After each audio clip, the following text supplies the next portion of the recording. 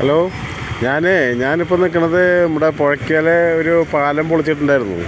അവിടെയാണ് നിൽക്കുന്നത്. അപ്പോൾ ഇപ്പോൾ കുറേ ഒരു ആംബുലൻസ് വന്നിട്ട് വഴി ബ്ലോക്കായിട്ട് നിൽക്കുകയാണ്. ഒരു വഴിക്ക് കടക്കാൻ പറ്റില്ല. വെറും 15 അടി നീളമുള്ള ഈ പാലം പണിയാനായിട്ട് മാസങ്ങളോളം ഇത് പൊളിച്ചിട്ടിട്ട് ബാക്കി എല്ലായിടത്തും ഒരു ഇത് ക്ലിയറായി വന്നപ്പോൾ ഈ പാലത്തിൻ്റെ അവിടെ ഒരു പണിയായിട്ട് ഇട്ടേക്കാണ്. അതായത് ഇപ്പോൾ ഒരു 2 വണ്ടി ചെറിയ വണ്ടികൾ കടന്നു പോകാനുള്ള ഒരു ഭാഗം മാത്രം കുറച്ച് ഉള്ളൂ.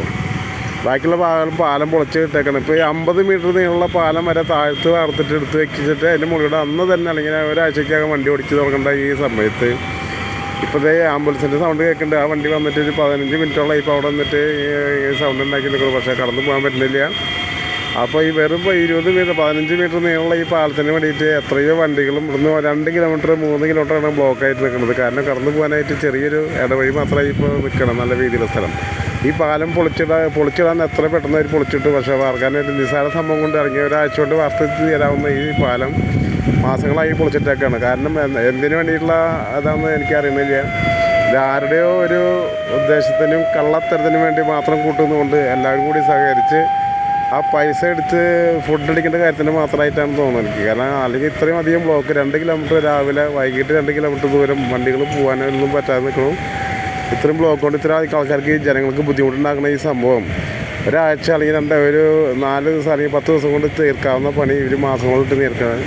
അപ്പോൾ ഈ ഡീസലിൻ്റെ വരുമാനം കണ്ടമാനം കിട്ടണമെന്നാണ് എൻ്റെ ഇപ്പോൾ ഞാൻ കിട്ടിയിട്ടുള്ള അറിവ്. കാരണം ഡീസൽ പെട്രോൾ ധാരാളം കത്തി പോകുമ്പോൾ അതിൻ്റെ പകുതി 50% ഈ ഗവൺമെൻറ്റുകൾക്ക് കിട്ടുന്നുണ്ട്. അപ്പോൾ അതിങ്ങനെ കുത്തിയൊഴുക്ക് ഈ വെള്ളം ഒലിച്ചു പോകുന്ന മാതിരിയാണ് അവരുടെ ഖജനാവിലേക്ക് പൈസ വന്നുകൊണ്ടിരിക്കുന്നത്. അതുകൊണ്ടാണ് ഈ ബ്ലോക്ക് തീർക്കാത്തതാണെന്നാണ് ഇപ്പോഴത്തെ അറിവ് കിട്ടിയിരിക്കുന്നത്. അപ്പോൾ ഇതിൻ്റെ നടത്തിപ്പുകാർ ഈ പട്ടിക്കുണ്ടായിട്ടുള്ളവരാണെങ്കിൽ അവർക്ക് കാര്യങ്ങൾ നല്ല നിലയ്ക്ക് നടത്താൻ താല്പര്യം ഉണ്ടാവില്ല. പട്ടിക്ക് തീട്ടം ചെയ്യണമെന്നാണല്ലോ ആഗ്രഹം.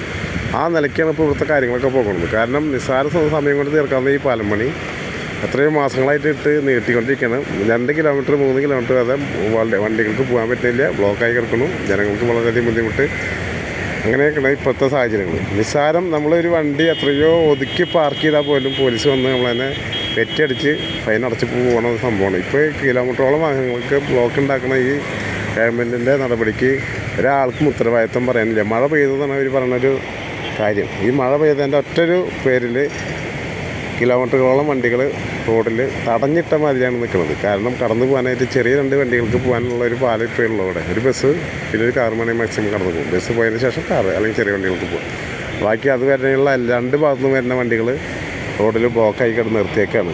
കാരണം ഡീസലിനും പെട്രോളിനും അതേമാതിരി കുത്തിയൊഴുക്ക് പോലെ വരുമാനം ഗവൺമെൻറ് കിട്ടുന്നതെന്നാണ് അറിയുന്നത്. അതാണെന്ന് തോന്നുന്നു. പിന്നെ ഞാൻ പറഞ്ഞ നേരത്തെ ഒരു ഭാഷ ഇനി പറയാൻ പറ്റുന്നില്ല. അതായിരിക്കും കൂടുതൽ. ഓക്കെ.